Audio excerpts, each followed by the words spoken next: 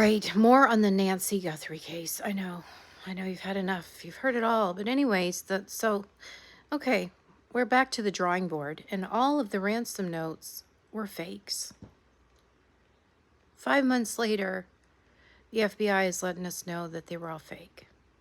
So the FBI had deposited $150 into some account, what do they call that, cryptocurrency account, and it was never taken out. The money was left there, was never retrieved.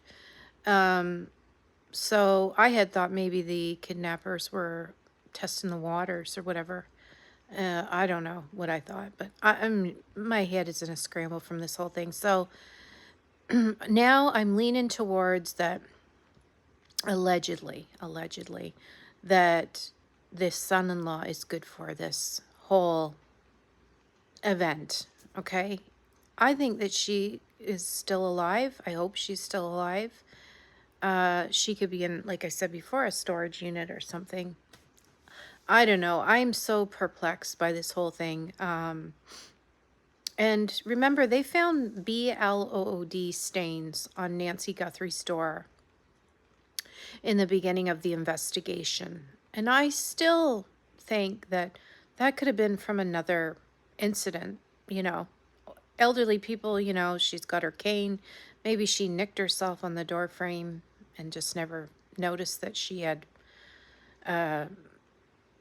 bled out there. But I think maybe, like I said before, the son-in-law allegedly never even took her home, or at least made sure she got in the door. I think she was still in the car and drove her to a possible second site somewhere where, I don't know, like, I don't know, why would he hold her there, and what would be the motive other than money and life insurance and those types? I don't know. I'm so confused by this all.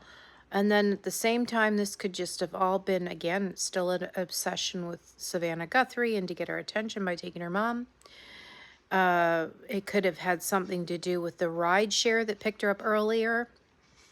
Remember, in this day and time, or day and age, we have so many more people that have access to our information, access to our whereabouts, that can find out about us, right? So those ride shares, you know, they knew that she was an elderly lady that lived alone, right? They make small talk and pick up all sorts of details.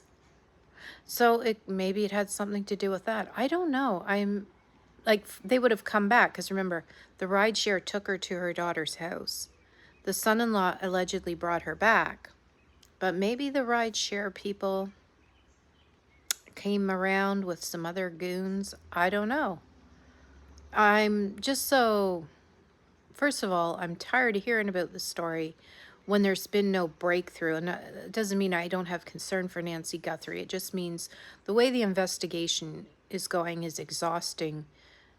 When there's no breakthroughs, no leads, no new information out. But now we have this.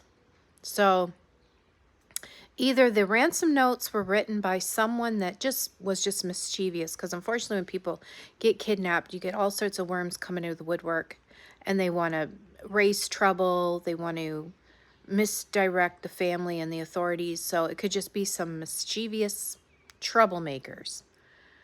Or it could be the family, allegedly could be the family, trying to throw the authorities off the tracks.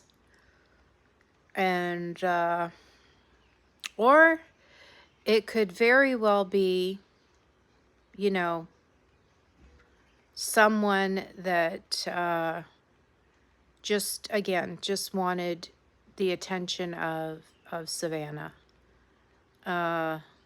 And then the whole tie with the TMZ, like I said before, I still think it has something to do with someone in the media.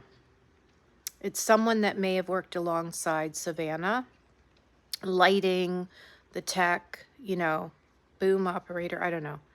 Someone that's worked alongside of her. I don't know. I'm so confused by this whole thing. It's very interesting, but to know now that all the letters were faked, I think it's gonna trace us back to, I allege it's the son-in-law. And sometimes what happens is, even though people say, well, he's been ruled out, he's been ruled out. Well, what happens is the authorities will rule someone out, but they haven't been ruled out at all.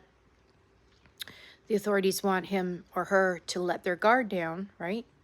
And then they watch what they'll do, right? Because just think, if you did something, you get away with it, right? You start letting your guard down, getting sloppy, doing certain things, right? And you get very confident. And that's when they catch you, because you slip. So yeah, while this video is just for entertainment purposes only and all the things, I hope we get somewhere with it very quickly and she's found safe. Bye.